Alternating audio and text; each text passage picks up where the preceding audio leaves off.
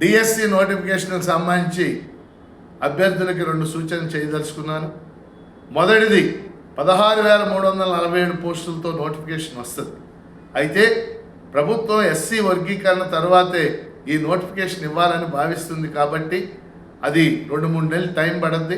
అందుకని నాకున్న అభిప్రాయం ఏంటంటే మార్చి నెలలో నోటిఫికేషన్ వస్తుంది, మేలో ఖచ్చితంగా పరీక్ష జరుగుతుంది. దీనికి అనుగుణంగా అభ్యర్థులు తమ మైండ్ సెట్ తయారు చేసుకోవాలని కోరుతున్నాను. రెండో అంశం, ఇప్పుడు సమయం వచ్చింది కాబట్టి దీన్ని వినియోగించుకుని అభ్యర్థులు సిలబస్ను క్షుణ్ణంగా చదవండి, పాత ప్రశ్నాపత్రాలు 2-3 చూడండి, ప్రామాణికమైన తెలుగు అకాడమీ బుక్స్ సంపాదించండి, వాటిలోంచి సొంత నోట్స్ ప్రిపేర్ చేసుకుని వచ్చిన సమయాన్ని వినియోగించుకోవాలని అభ్యర్థులను కోరుతూ టెన్షన్ పడొద్దు, ఆతృత పడొద్దు, చక్కగా వచ్చిన సమయాన్ని సద్వినియోగం చేసుకోవాలని మీ అందరికీ నేను విజ్ఞప్తి చేస్తున్నాను.